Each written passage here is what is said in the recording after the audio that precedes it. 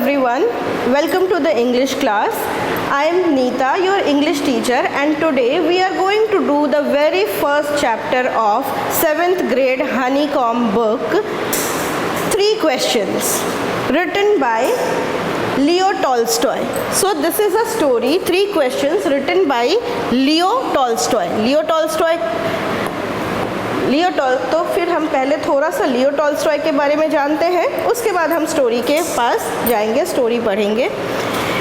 Count Lev Nikolayevich Tolstoy, जिसको short में English people जो हैं बोलते हैं लियो टॉल्स्टॉय, ठीक है ना, was a Russian writer. He was a Russian writer who is regarded as one of the greatest author of all time. ये अपने समय के सबसे ग्रेटेस्ट ऑथर कहलाते थे।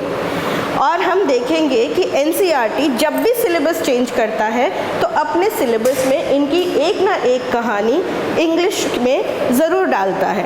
दैट मीन्स कि जो भी एनसीईआरटी की बुक्स होती हैं, इनकी एक कहानी हमें ज़रूर किसी ना किसी भी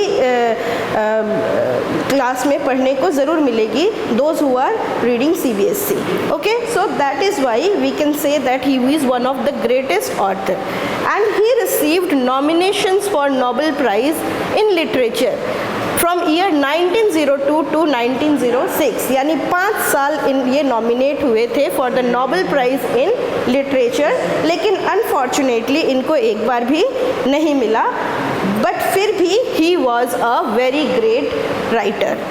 Okay, so his story, in this chapter we are going to read its story, 3 questions. अब ये 3 questions क्या है? 3 questions यानी कि 3 questions, है ना? तो 3 question है एक story किसकी? एक king की, जिसके दिमाग में ये बैठ जाती है। He was in a dilemma that if he knew the answers of 3 questions, अगर उसे 3 question के answers पता होंगे तो he would be enlightened. That means कि ही वुड बी नॉलेजेबल, और इतना नॉलेजेबल कि उसकी जो प्रजा है, उसका जो पूरा प्रदेश है, उसमें वो बहुत ही अच्छे से राज कर सकता है, ठीक है ना। किसी को भी कोई प्रॉब्लम नहीं होगी अगर उसे इन 3 क्वेश्चंस के आंसर मिलते हैं तो। और 3 क्वेश्चन के आंसर सीख करने के लिए, खोज करने के लिए उसने बहुत सारे लोगों से पूछा, बहुत सारे लोगों को पहले अपने सभा में, कोर्ट में, उसके बाद कोर्ट के बाहर, किंगडम से भी बाहर उसने सबसे पूछा, बट किसी ने भी उसे एक सेटिस्फाइंग आंसर नहीं दिया। और तब वो जाता है एक हर्मिट के पास। हर्मिट कौन होते हैं?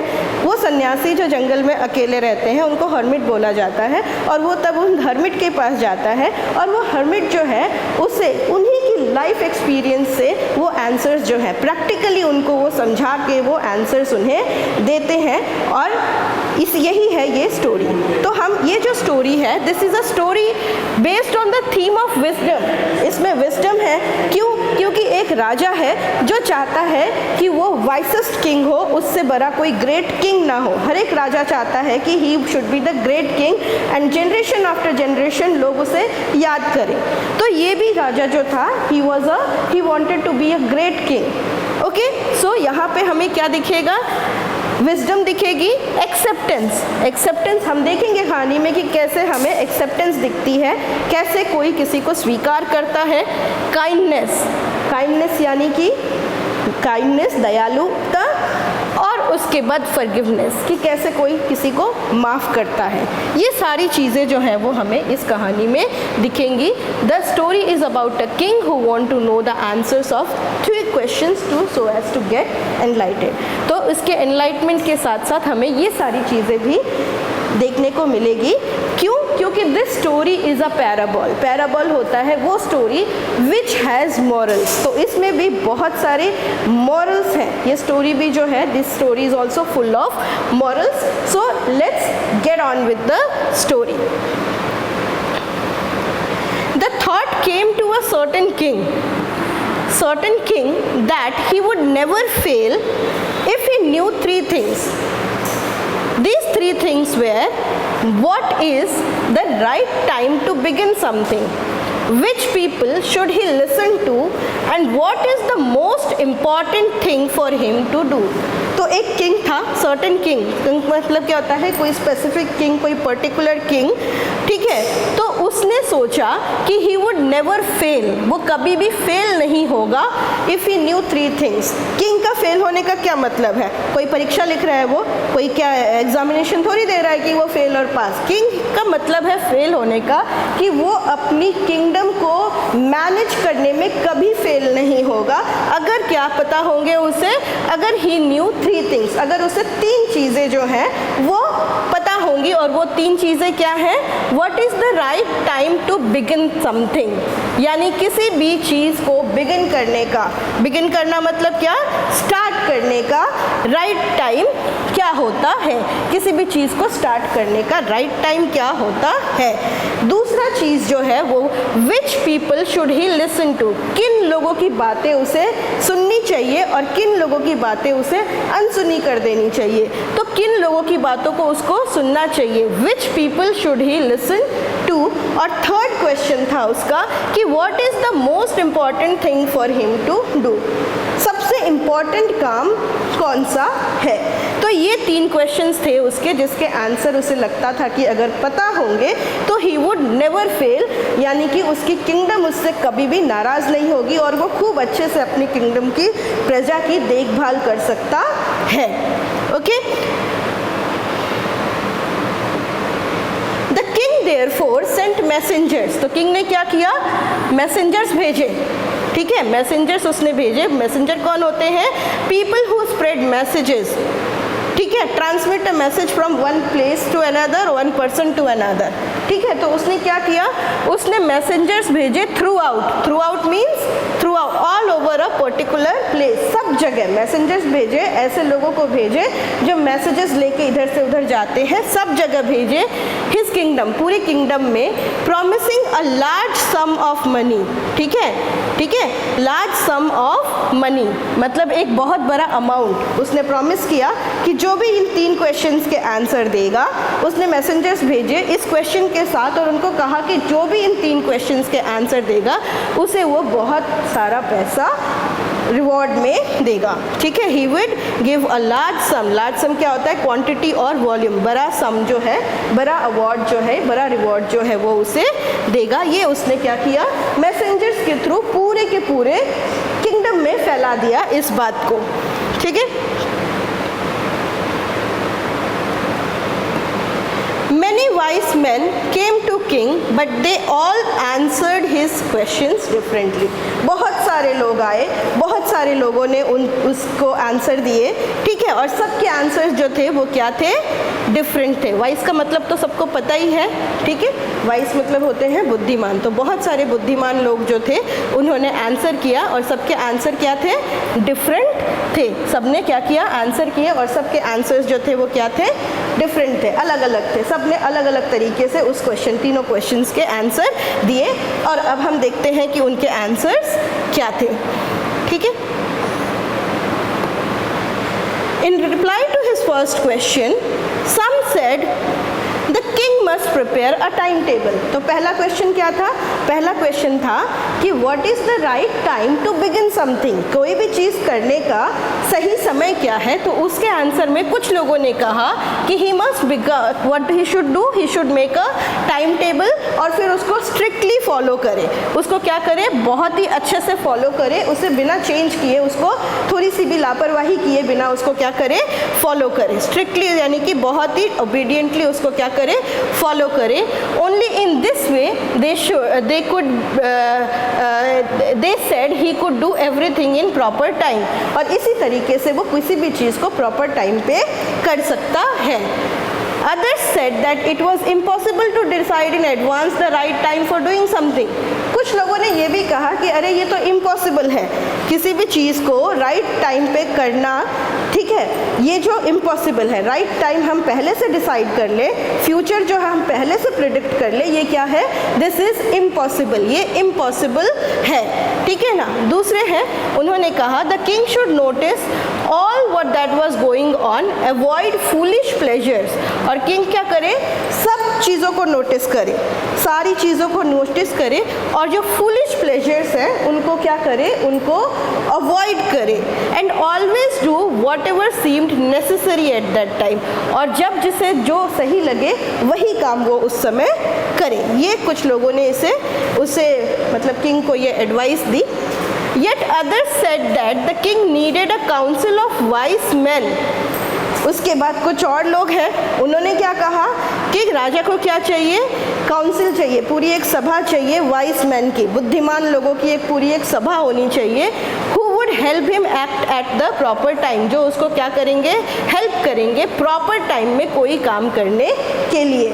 ठीक है, this was because one man would find it impossible to decide correctly without the help from others the right time for every action.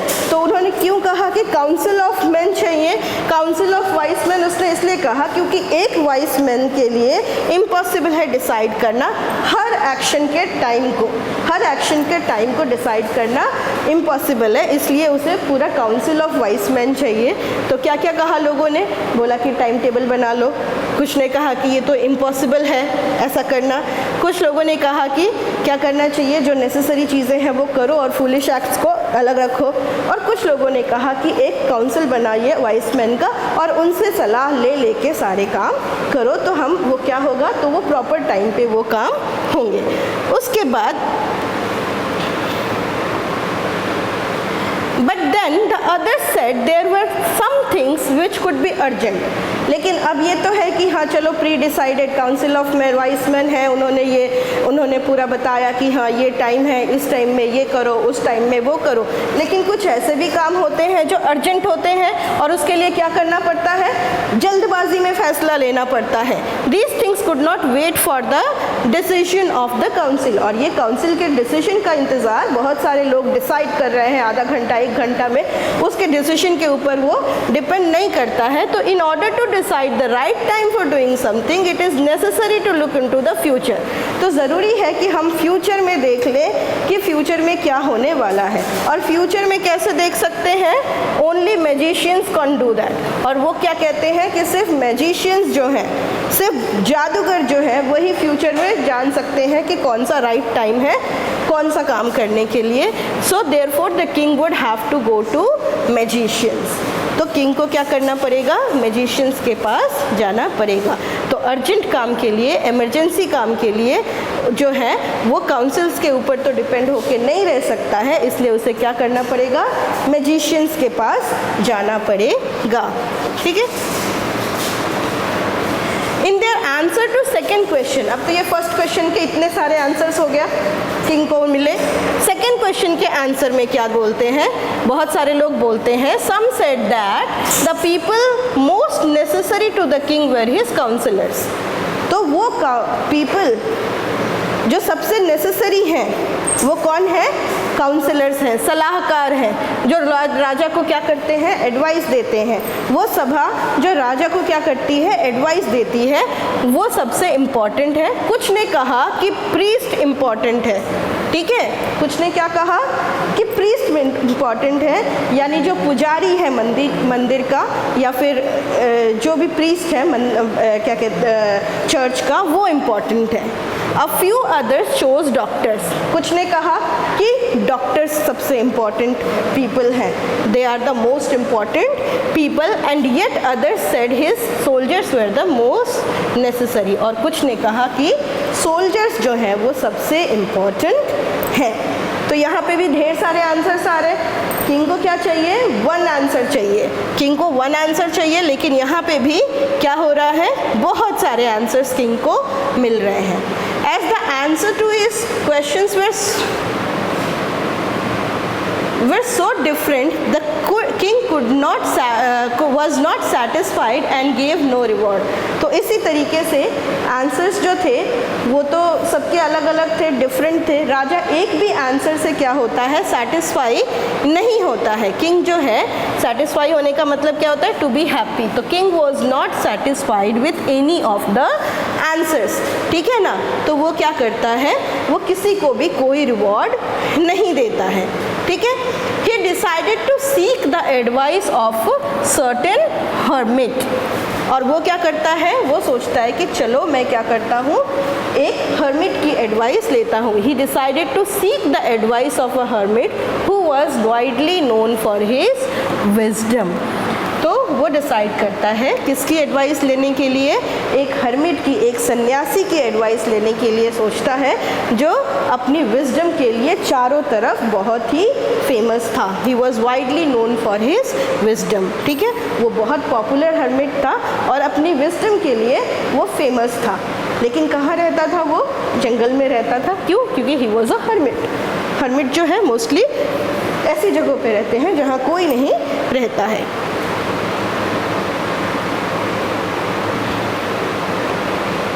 The hermit lived in a wood which he never left. तो hermit कहाँ रहता था, hermit रहता था wood में. wood का मतलब क्या होता है, small forest. तो wood के तो hermit कहाँ रहता था, एक छोटे से जंगल में रहता था. ठीक है ना, which he never left, यानी उस जंगल को छोड़कर वो कभी कहीं भी नहीं जाता था. इसका मतलब ये हुआ कि राजा के बुलाने पर वो राजा के पास नहीं जाएगा, यानी कि राजा को ही हर्मिट के पास आना पड़ेगा. He saw no one but simple people and so the king put on ordinary clothes.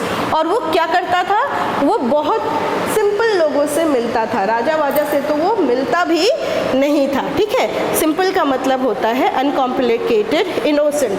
तो वो क्या करता था, इनोसेंट लोगों से, साधारण लोगों से मिलता था. राजा वाजा से वो मिलता भी नहीं था.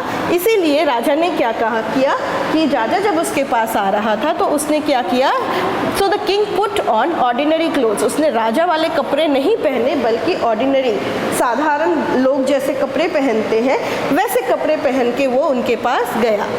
Before he reach the hermits हट, और वो हर्मिट के हट के पास जाता,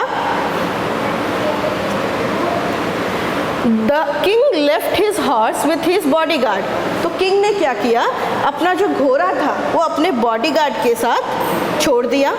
एंड वेंट ऑन अलोन. और वो कैसे गया, अकेले गया. हर्मिट के पास कैसे गया, अकेले गया, साधारण कपड़ों में गया, अकेले गया. और राजा और बॉडीगार्ड को उसने जंगल के में दूर ही छोड़ दिया. हर्मिट के पास अपने साथ नहीं लेकर के जाता है.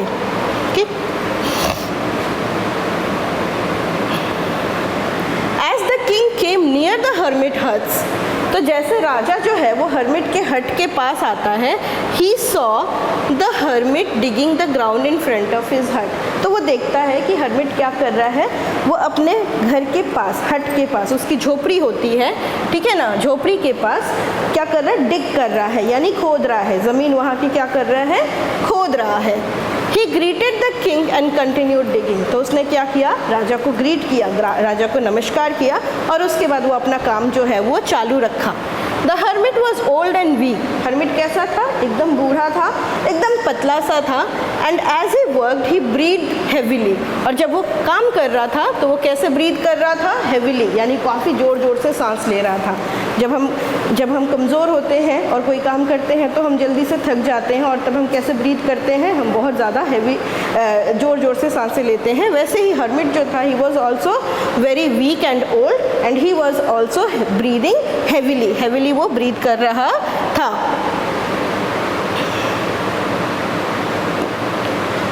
The king went up to the hermit and said, the king went up to the hermit and said, I have come to you, wise hermit, to ask you to answer 3 questions. How can I learn to do the right thing at right time? Who are the people I need most? And what affairs are the most important? फिर वो जाता है hermit के पास और बोलता है कि देखिए, मैं आपके पास आया हूँ क्योंकि मुझे 3 क्वेश्चन के आंसर्स चाहिए. और वो 3 क्वेश्चंस क्या हैं, एक क्वेश्चन है कि how can I learn to do right thing at right time. सही समय पे सही काम करूँ, ऐसा मुझे कैसे पता चलेगा कि हाँ ये सही समय है सही काम करने के लिए. Who are the people I need most, किसकी मुझे सबसे ज़्यादा ज़रूरत है.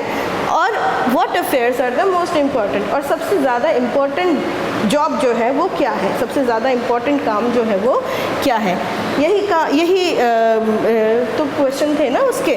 तो ये क्वेश्चन उसने उनको बोला. अफेयर्स का मतलब होता है थिंग्स मैटर बिजनेस. ठीक है, अफेयर्स मतलब कोई क्या, जॉब, कोई भी जॉब या बिजनेस जिसको बोलते हैं, दैट इज़ अफेयर्स. ठीक है, तो these were the he just ask the hermit कि हाँ, ठीक है। नाउ हर्मिट ने क्या किया देखते हैं। The hermit listen to the king, hermit ने क्या किया, राजा की बातें सुनी उसने, but he did not speak, लेकिन वो बोला कुछ भी नहीं। ही वेंट ऑन डिगिंग, वो क्या करता रहा, अपना काम, डिगिंग का जो काम था वो करता रहा, लेकिन राजा के क्वेश्चन सुनने के बाद भी वो चुप रहता है। You are tired said the king, तो किंग क्या कहता है कि आप थक गए हो। Let me take the spade and work for in your place, तो वो क्या कहता है कि चलो आप मुझे अपना स्पेड दो। स्पेड का मतलब क्या होता है, स्पेड का मतलब होता है फावड़ा, जिससे हम खेतों में काम करते हैं। A tool with sharp edge use for digging, जो डिग करने के लिए, किसी चीज़ को खोदने के लिए, ज़मीन खोदने के लिए जो टूल यूज़ की जाती है उसको स्पेड बोलते हैं, ठीक है ना। तो उसने कहा कि आप थक गए होंगे तो आप मुझे अपना स्पेड दे दीजिए, आप अपना मुझे फावड़ा दे दीजिए, ठीक है ना, मैं आपकी जगह पे काम करता हूँ। Thanks said the hermit, hermit कहता है कि थैंक यू, और वो क्या करता है, giving the king his spade, और वो राजा को स्पेड जो है वो दे देता है। और फिर then he sat on the ground, और फिर वो क्या करता है, ग्राउंड के ऊपर ही बैठ जाता है, ग्राउंड पे जाके बैठ जाता है। काम कौन कर रहा है, अब राजा काम कर रहा है, डिगिंग का जो काम है वो राजा कर रहा है, और हर्मिट जो है वो अपनी जगह पे बैठा हुआ है। When the king had dug 2 beds, जब राजा ने 2 क्यारियाँ, बेड्स क्या होते हैं, क्यारी, जो फूलों की क्यारी होती है ना, जिसमें फूल ऐसे रोपे जाते हैं, पहले क्यारी बनाए जाते हैं फिर उसमें फूल रोपे जाते हैं, तो बेड्स क्या होते हैं, small patches of ground for plants stretching, ठीक है। तो वो क्यारी जो है, जब राजा ने 2 क्यारियाँ बना दी, he stopped and repeated his questions, तो अब उसने 2 क्यारी बना दी, उसके बाद फिर उसने अपना क्वेश्चन जो है वो हर्मिट को रिपीट किया। The hermit gave no answer, अभी भी हर्मिट ने कोई आंसर नहीं दिया, वो चुप रहा। But stood up and stretching out his hand for the spade said now you rest and let me work, और फिर उसने क्या कहा कि चलो आप मुझे स्पेड दे दो, फावड़ा मुझे दे दो। उसने 2 क्यारी कर ली, उसके बाद जब फिर क्वेश्चन पूछता है तो आंसर तो हर्मिट कुछ नहीं देता है, बोलता है कि आपने बहुत काम कर लिया, अब फावड़ा मुझे दे दो और आप रेस्ट करो। किसे बोलता है, राजा को बोलता है, ठीक है ना। But the king did not give him the spade and continue to dig, लेकिन राजा जो है वो क्या करता है, वो स्पेड देता नहीं है उसको, और वो राजा जो है वो काम अपना कंटिन्यू करता रहता है, ठीक है।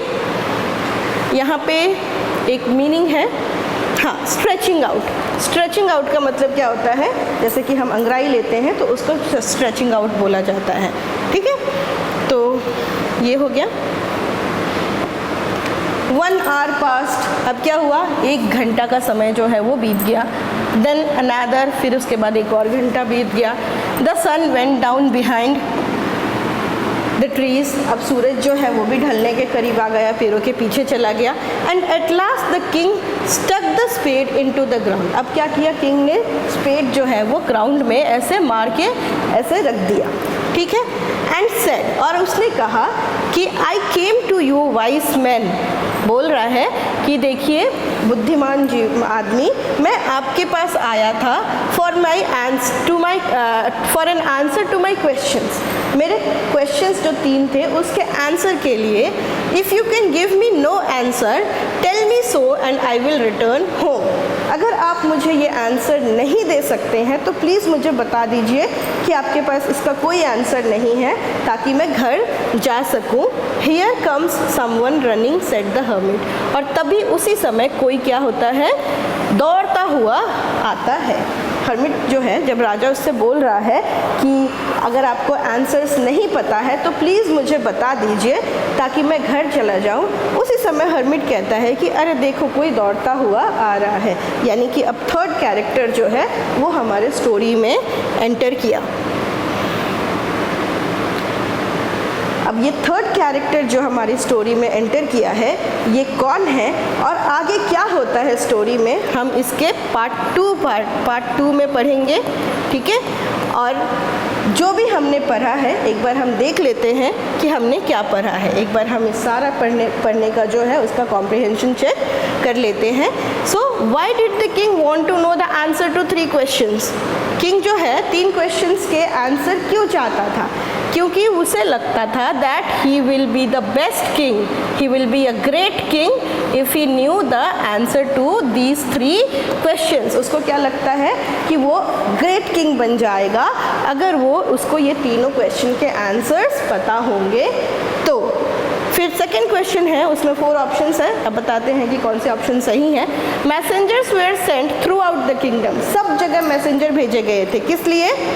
To fetch the wise man, to find answers to the question, to look for the wise hermit और to announce a reward for those who could answer the questions. तो किस लिए भेजे गए थे messengers? To find the answers to the question, ताकि question के answers को फाइंड आउट किया जा सके, इसलिए मैसेंजर को भेजा गया था। तो क्या है? सेकंड जो ऑप्शन है वो करेक्ट ऑप्शन है।